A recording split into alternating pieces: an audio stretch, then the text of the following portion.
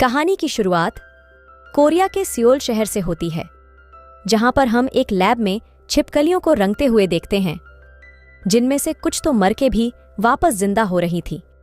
देखने से साफ पता चल रहा था कि यह सभी किसी प्रकार के एक्सपेरिमेंट के सब्जेक्ट रहे होंगे। उसी लैब में कई सारे डॉक्टर्स की डेड बॉडीज भी पड़ी हुई थीं, जिससे यह तो साफ था कि ये सभी उसी एक्सपेरिमेंट के फेलियर की वजह से मारे गए होंगे।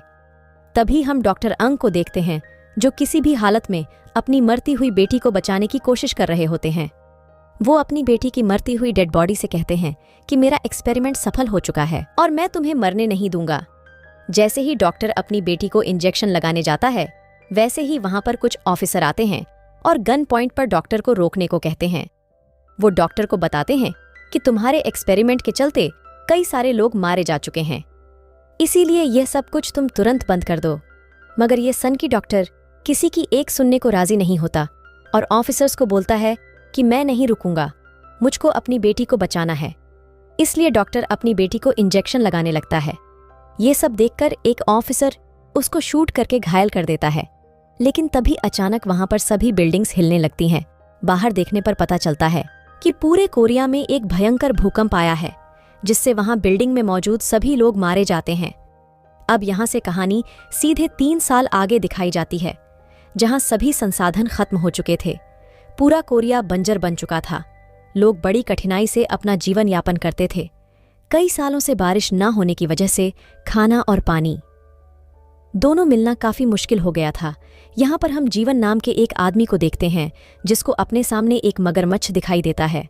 वो तुरंत तीर की सहायता से उस मगरमच्छ को मार डालता है। जैसे ही जीवन उसकी तरफ बढ़ता है, वो मगरमच्छ एक बार फिर से जिंदा हो जाता है और जीवन पर हमला कर देता है। जीवन की किस्मत अच्छी थी कि उसी समय नामसो अगर मच्छ को पकड़कर उसका सर काट देता है। नामसे और जीवन दोनों ही बहुत अच्छे दोस्त हैं। ये दोनों अपने जीवन व्यापन के लिए जानवरों का मांस ले जाकर पास के मार्केट में बेचा करते थे, जिसके बदले में लोग उनको पीने के लिए पानी और अन्य चीजें लाकर दिया करते थीं। दोनों दोस्त मार्केट में उसी मगरमच्छ का मांस बेच रहे होते हैं कि तभी केट नाम की एक लेडी खाने के बदले बहुत सारा सोना ऑफर करती है। मगर ये दोनों उसको लेने से मना कर देते हैं, क्योंकि भूकंप के बाद सब कुछ तबाह हो चुका था। इसीलिए अब इसकी कोई वैल्यू नहीं रह गई थी। मगर वो लेडी कहती है कि सब कुछ ठीक हो जाने के बाद इसे वो यूज कर सकते हैं। पर जीवन गुस्सा होकर कहता है कि यह कभी ठीक नहीं होगा। दरअसल वो लेडी नामसो पे लाइन मार रही है, लेकिन नामसो उसको इग्नोर करते हुए एक मरा हुआ सांप खाने के लिए दे देता है। तभी लाइन में अपनी बारी का इंतजार कर रही सुनाम नाम की एक लड़की अपनी दादी के साथ आकर नामसो से मिलती है। सुनाम की दादी बताती हैं कि वो नामसो तब से जानते हैं जब से उसने सुनाम की जान बचाई थी। इस पर नामसो कहता है कि सुना मेरी बच्ची जैसी है। तभी मौका देखकर जीवन भी सुना पर ट्राई मारते हुए कहता है कि देखो मैंने ये मगरमच्छ मारा है। लेकिन सुनाम उसको इग्नोर करते हुए कहती है कि मैंने अंकल नामसो के लिए पेंटिंग बनाई है, जिसको देखकर नामसो खुश होता है। अब सनम वहां से निकल ही रही होती है कि तभी हम देखते हैं कि कुछ गुंडे आकर बदमाशी करने लगते हैं। वो कहते हैं कि हमको एक आदमी की तलाश है। दरअसल ये गुंडे अपने साथ कुछ लोगों को ले जाने आए थे। वहां उपस्थित लोगों में से एक आदमी जब उनको खाने की कोशिश करता है तो ये गुंडे मिलकर उसका हाथ ही काट देते हैं, जिससे वहां खड़े सभी लोग काफी डर जाते हैं। तभी उनमें से एक गुंडे की नजर सुन पर पड़ जाती है। वो उसके साथ बदतमीजी करना चालू कर देते हैं, जिसको देखकर जीवन एकदम से आग बबूला हो जाता है। तुरंत ही जीवन बीच में कूदकर सभी गुंडों को मारने लगता है। मगर थोड़े ही समय में वो सभी मिलकर उसको ओवरपावर कर लेते हैं, जिसको देख नाम भी लड़ाई में कूद जाता है और पंच मार मारकर सबका बुरा हाल कर देता है। नाम उनमें से एक गुंडे को पकड़कर पूछता है कि बताओ तुम किसके लिए काम करते हो और किसने तुमको यहाँ पर आने के लिए बोला था। नाम के डर के मारे वो गुंडा तुरंत उसको सब कुछ बता देता है कि हम टाइगर के आदमी हैं और उसी ने हमको यहाँ पर आने के लिए बोला था। नाम उन सभी गुंडों को बोलता है कि जाके अपने बॉस टाइगर को बोल देना कि दोबारा वो ना आए, और वो वहां से भाग जाते हैं। दरअसल नामसन बहुत फेमस फाइटर और हंटर हुआ करता था। जिनको भी वह मारता था उनकी हालत टाइट हो जाया करती थी। गुंडों के जाने के बाद जीवन और सुनाम उसको थैंक यू बोलकर अपने काम के लिए निकल जाते हैं। काम खत्म करके नाम और जीवन अपने घर की तरफ जा ही रहे होते हैं कि तभी वो दोनों सना के घर के बाहर कुछ लोगों को देखते हैं। कोई खतरा ना हो, इसलिए नाम जाकर पूछता है कि यह सब क्या है। तभी भीड़ में खड़ी सिया नाम की एक लेडी उसको बताती है कि हम लोग गवर्नमेंट की तरफ से आए हैं। हम पास में बने एक सरकारी अपार्टमेंट में 20 साल से कम उम्र के बच्चों को उनके पेरेंट्स के साथ फ्री एजुकेशन देते हैं, क्योंकि बच्चे ही कल का भविष्य है। साथ ही हम खाने के लिए खाना और साफ पानी भी इन बच्चों को मुहैया कराते हैं, ताकि यह बच्चे एक बेहतर भविष्य बना सके। इसीलिए इस मुहिम में सुनाम का सिलेक्शन हुआ है।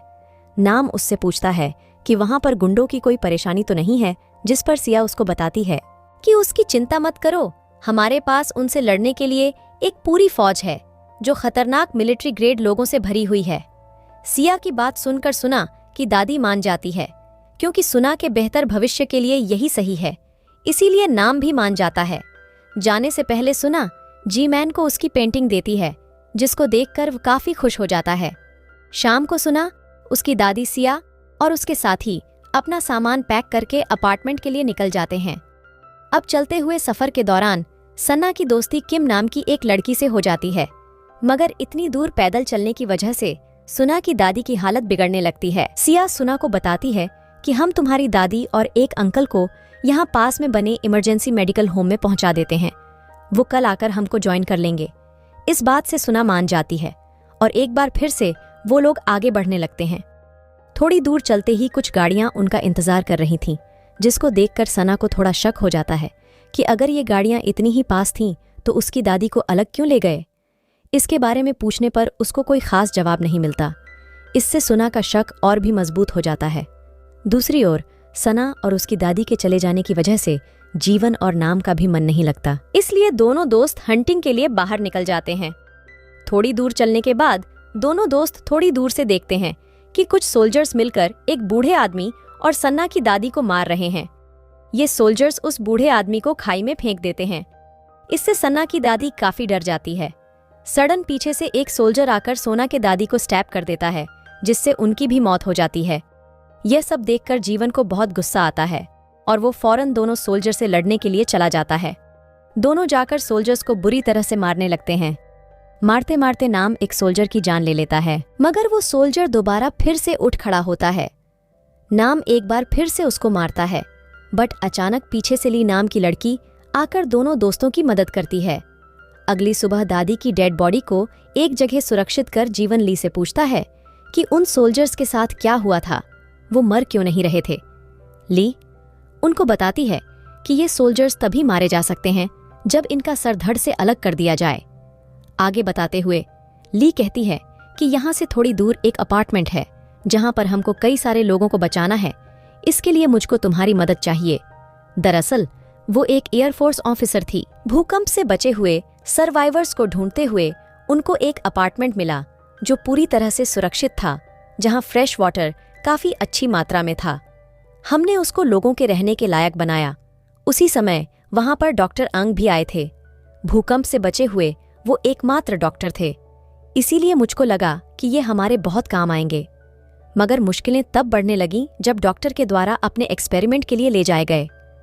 20 साल से उम्र के कम बच्चों का कुछ पता नहीं चला, तो मैंने इसके बारे में डॉक्टर अंग से पूछा, लेकिन वहां तुरंत 2 सैनिकों ने आकर मुझको घेर लिया और तभी अचानक उनमें से एक सोल्जर ने दूसरे सोल्जर पर गोली चला थी, जिससे वो तुरंत वहीं पर मर गया। लेकिन थोड़ी ही देर में वो सोल्जर दोबारा उठ खड़ा हुआ। ये सब देखकर मैं काफी डर गई। तब डॉक्टर ने मुझको बताया कि मैंने इनको ऐसे इंजेक्शन दिए हैं जिससे ये अमर हो जाएंगे और यही आने वाले कल का भविष्य है। मैं एक एक करके सबको अमर बना दूंगा। मैं भी उस भूकंप में मरने वाला था, मगर इस एक्सपेरिमेंट की बदौलत ही आज मैं जिंदा हूँ। ली बहुत बुरी तरह से डॉक्टर नंग पर गुस्सा होती है और उसका कॉलर पकड़कर उससे पूछती है कि बताओ वो बच्चे कहाँ पर है। लेकिन डॉक्टर को बचाने के लिए पॉल ली पर फायर कर देता है, मगर गोली जाकर सीधे ली के कंधे पर लग जाती है। मौका पाकर ली खिड़की का शीशा तोड़कर वहां से भाग जाती है और जैसे तैसे करके अपनी जान को बचा लेती है। जिसके बाद ली बोलती है कि मुझको आगे की लड़ाई में तुम्हारी मदद चाहिए। नाम से कहता है कि हम अकेले उनकी फौज से नहीं लड़ सकते, इसीलिए हमें किसी और की भी मदद लेनी होगी। नाम सेन, जीवन और ली तीनों टाइगर के अड्डे पर जाकर उससे मदद मांगते हैं, मगर टाइगर जो अभी तक अपने जॉन के गैंग से लड़ रहा था, जॉन से कहता है कि यह नाम है, ये बहुत ही फेमस फाइटर था, इसी की वजह से मैंने बॉक्सिंग छोड़ दी थी। अगर तुम में से किसी ने भी इसको मार गिराया तो मैं अपने सारे आदमी तुमको दे दूंगा। इतना सुनते ही सभी लोग नाम और जीवन के ऊपर हमला कर देते हैं, लेकिन नाम बुरी तरीके से सबको मारता है, जिससे बचे लोग वहां से भाग खड़े होते हैं। लेकिन नाम कैसे भी करके टाइगर को पकड़ ले देता है। जीवन और ली मिलके उन गुंडों के हथियारों को चेक करते हैं, जहां उनके हथियारों के साथ उनको साफ पानी भी मिलता है। फिर नाम टाइगर से पूछता है कि ये साफ पानी तुम उसी अपार्टमेंट में चला रहे हो। तब टाइगर उनको बताता है कि हाँ, ये साफ पानी और खाना हमें वहीं से मिलता है। बदले में हम उनके लिए लोगों को सप्लाई करते हैं, लेकिन आजकल उनकी डिमांड 20 साल से कम उम्र के बच्चों की हो गई है। इसलिए हमारे लोग उस दिन तुम्हारे इलाके में आए थे। हम उन लोगों को भी उन्हें ही देने वाले थे। इस बात से जीवन और ली का गुस्सा होते हैं, मगर नाम उनको रोक लेता है और जोर का पंच टाइगर को मारकर बेहोश कर देता है। दूसरी ओर अपार्टमेंट में सिया सुना और बाकी बच्चियों को पढ़ाई करने के लिए लेकर जाती है। तब वहां किम के माता पिता पूछते हैं कि हम बच्चों से कब मिल सकते हैं। तब सिया उनको बताती है कि तुम पेरेंट टीचर मीटिंग्स में उनसे मिल सकते हो। इतना कहकर सभी युवाओं को एक फ्लोर पर ले जाते हैं, जहां उनके रहने के लिए साफ कमरा, नल से आता हुआ साफ पानी, अच्छा भोजन, इन सभी चीजों की व्यवस्था थी। मगर इन बच्चों के पेरेंट्स को इन लोगों ने नीचे बेसमेंट के अंदर काम करने के लिए रखा हुआ था, जहां यह लोग उनको हर वक्त मजदूरों की तरह काम करने के लिए फोर्स करते हैं। सिया डॉक्टर यांग को बताती है कि हमारे यहाँ किम और सुना नाम की 2 स्टूडेंट्स आई हैं, जो एक्सपेरिमेंट के लिए एकदम परफेक्ट है। डॉक्टर उनसे कहता है कि ठीक है, दोनों लड़कियों का अच्छे से ख्याल रखो, साफ खाना और पानी उनको हर वक्त खिलाते पिलाते रहो, क्लास में सोना। नोटिस करती है कि वहां पर प्रेजेंट सभी बच्चे बहुत ही अजीब तरह से उनको देख रहे थे और सभी बच्चों की गर्दन पर एक कट का निशान भी था। सुना सिया से पूछती है कि अगर आपके पास इतना साफ पानी है जिसको नहाने के लिए भी इस्तेमाल किया जा सकता है, तो हम इसको बाहर के लोगों के साथ क्यों नहीं बांटते। इस बात पर सिया कुछ नाराज हो जाती है और सुना को कुछ अजीब सा जवाब देती है, जिससे सुना बिल्कुल भी संतुष्ट नहीं होती। सिया बच्चों को पढ़ाना शुरू करती है, मगर सुना का ध्यान पढ़ाई में बिल्कुल नहीं रख रहा था। तभी वहां पर अचानक से क्लास में डॉक्टर यंग आकर कहते हैं कि बच्चे ही कल का भविष्य है, इसलिए उनके लिए अच्छा खाना और शुद्ध पानी बेहद आवश्यक है। ये खाना और पानी खास आपके लिए प्यूरिफाई करके तैयार किया जाता है। इतना कहते ही अंग के लोग बच्चों को खाना और पानी डिस्ट्रीब्यूटर लगते हैं, मगर सोना को इन सब बातों पर शक होता है, इसीलिए वो ना तो खाना खाती है और ना ही पानी पीती है। डॉक्टर यंग किम के पास आकर पूछते हैं कि क्या तुम मेरे एक्सपेरिमेंट में मेरी मदद करोगी, जिस पर किम उसको खुशी खुशी हाँ बोल देती है। डॉक्टर अंग पॉल नाम के एक सोल्जर को इंजेक्शन देते हैं, जिससे उसमें ऐसा वायरस चला जाता है जिसकी मदद से वह काफी लंबे समय तक बिना खाए पिए रह सकता है। अब जिज्ञासा व सुना भी रात को अपने कमरे से बाहर निकलकर डॉक्टर यंग के ऑफिस में चली जाती है। नीचे यंग किम की माता पिता से मिलता है, जहां किम के माता पिता उससे विनती करते हुए अपनी बेटी से मिलने को कहते हैं। डॉक्टर यंग मान जाते हैं और उन्हें अपने साथ चलने को कहते हैं। दूसरी ओर सर्च करते करते सना अंग की लैब में पहुंच जाती है, जहां वह किम के गले से एक पाइप को जाते हुए देखती है। डॉक्टर अंग और किम के माता पिता भी लैब में आ जाते हैं, लेकिन उनके आने से पहले ही सना छुप चुकी थी। अपनी बेटी का यह हाल देखकर किम के माता पिता रोने लगते हैं। तब डॉक्टर उनको बताता है कि बच्चों की गर्दन में एक खास तरह का लिक्विड होता है जिससे सरम बनाया जाता है, और ऐसा कहते ही वो किम के माता पिता को लैब में रखी हुई अपनी बेटी को दिखाता है, जिसकी नीचे की बॉडी गायब थी और अमेजिंगली आधा शरीर होने के बावजूद भी उसका दिल धड़क रहा था। ये देखकर किम के माँ बाप डर जाते हैं और अपनी बेटी को छुड़ाने की कोशिश करते हैं, लेकिन इसी बीच सिस्टम में एक गड़बड़ी की वजह से किम की जान चली जाती है, जिससे गुस्सा होकर डॉक्टर गैंग कहते हैं कि देखा, इसलिए मुझको किसी का डिस्टर्बेंस पसंद नहीं है। वो किम के माता पिता को वहीं पर मार डालते हैं।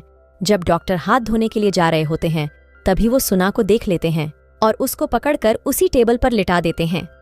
डॉक्टर उसे बताता है कि हम तुम्हें जो खाना पानी दिया करते हैं, उससे एक लिक्विड तुम्हारे जैसे बच्चों के गले में बनता है।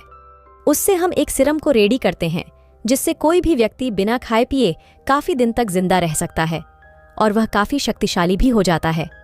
इतना कहते ही सोना के गले पर कट लगा देता है। इधर नाम भी अपने दोस्तों के साथ एक ट्रक लेकर अपार्टमेंट में घुस जाता है, जिसके बाद वो उससे नीचे उतरकर अपने सामने आने वाले सभी सोल्जर्स को शॉटगन से उड़ा देता है। ली की मदद से ये तीनों आगे बढ़ते हैं। आगे चलकर ली अपने दोस्तों को बुरे हाल में देखती है, इसलिए वो उनकी मदद करने का फैसला करती है। लेकिन अब कुछ नहीं हो सकता था, क्योंकि डॉक्टर के एक्सपेरिमेंट फेलियर ने उन्हें जॉम्बीज में बदल दिया था। इसीलिए वह लोग सभी जॉम्बीज को पकड़कर मारने लगते हैं, जिसमें नाम की गोलियां खत्म हो जाती हैं। फिर वह एक तलवार लेकर बचे हुए जॉम्बीज पर हमला कर देता है। थोड़ी देर में नाम सभी जॉम्बीज का सफाया कर देता है। दूसरी ओर डॉक्टर अंग सना की बॉडी से निकले हुए फ्लूट को अपने अंदर इंजेक्ट कर लेता है, मगर इसे ठीक होने के बजाय उसकी तबीयत और भी ज्यादा बिगड़ने लगती है, क्योंकि सूना ने तो कभी भी उस पानी की एक बूंद तक को भी पिया नहीं था। इसी वजह से उसके फ्लूइड में कोई चेंज नहीं हुआ। इससे गुस्सा होकर डॉक्टर सन्ना को मारने वाला था कि तभी जीवन आकर उसको रोकने के लिए बोलता है, मगर इतने में उसके पीछे से एक सोल्जर आकर उस पर हमला कर देता है।